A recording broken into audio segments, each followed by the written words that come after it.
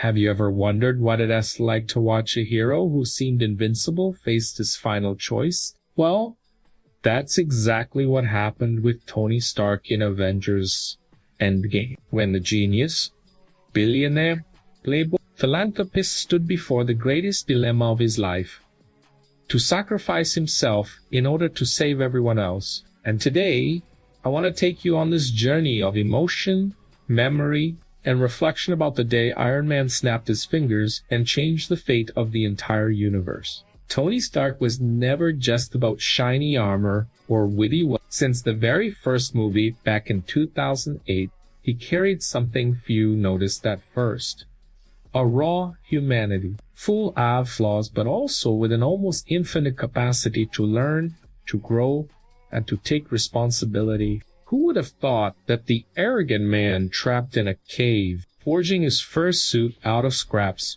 would one day sacrifice himself against the Titan who represented inevitability itself? The line, "I am inevitable," from Thanos' DNT just echoed inside the theater.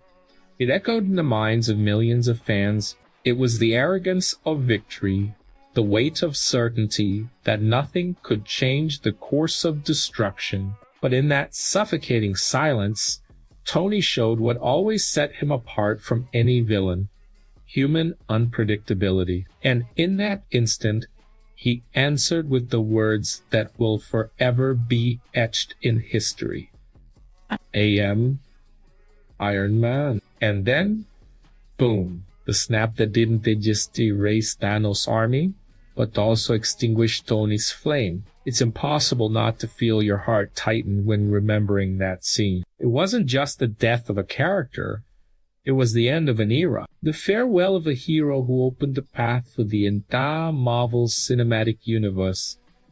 But let's rewind a bit. Tony's sacrifice didn't come out of nowhere. It had been building for over a decade of films. In the Avengers 2012, he had already hurled himself into space with a nuclear missile, ready to die to save New York.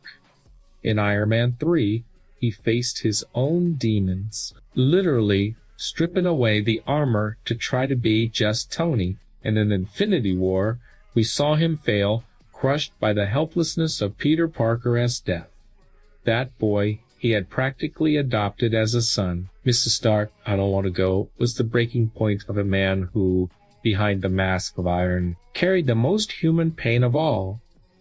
Not being able to save the ones he loved, that pain shaped his final decision. It wasn't empty heroism. It wasn't about being the savior of the day. It was love. Love for Pepper, for his daughter Morgan, for the Avengers who had become his family, and even for that kid from Brooklyn he always argued with but secretly admired. Tony was human, and it was that humanity that allowed him to defeat a Titan. Meet Video Agi. By the way, speaking of hero parties and moments that mark generations, let me tell you this. If you want to turn any gathering into a truly epic event, you need the JBL Party Box 1100. The party speaker that takes sound to another level, powerful bass lighting that matches the rhythm, and a punch that would even make Stark bob his head in the lab. Imagine gathering your friends and feeling a sound impact worthy of an Avengers battle. JBL Party Box 1100, because every hero deserves a soundtrack. Back to our story, what moves us most about Tony's snap is how it closes a cycle. In the beginning, he was the man who said, "I don't have anyone but myself." In the end, he was the man who silently said, "I have all of you, and that's why I'll sacrifice myself." It's an evolution no other character arc in the MCU has replicated in the same way. And when Pepper leans in and says, "You can rest now," it feels like she isn't just talking to Tony, but to all of us who followed his journey. There, on that screen, we too rested, crying, of course, but resting with the feeling that a story had been told completely from beginning to end, and there's no denying the cultural impact. Tony Stark's snap became a milestone, not only in cinema, but in pop culture as a whole. Memes, tributes, tattoos, quotes printed on shirts. Everyone wanting to carry a piece of that moment. It was as if suddenly the whole world understood that sometimes even heroes must fall so that others can live. But here's the question that lingers in so many minds.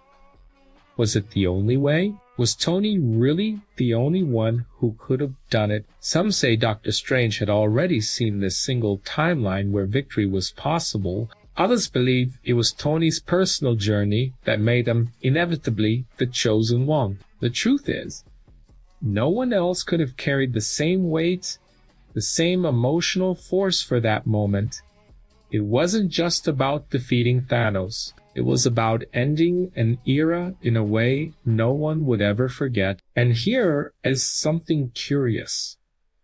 Tony's last line in the very first movie was, "I am Iron Man." And Tony's last line in the MCU was also, "I am Iron Man," as if the circle had always been complete, as if from the very start we had been walking toward that instant. And then, when the theater lights came on, when the credits rolled with that nostalgic theme, there was a sense of emptiness. After all, how do you move on without Tony Stark? The MCU goes on, of course, but it will never be the same, because no matter how many heroes rise, no matter how many stories are told, there will always be that snap in the back of our memory reminding us that one ordinary man with heart, mind, and iron was able to change everything.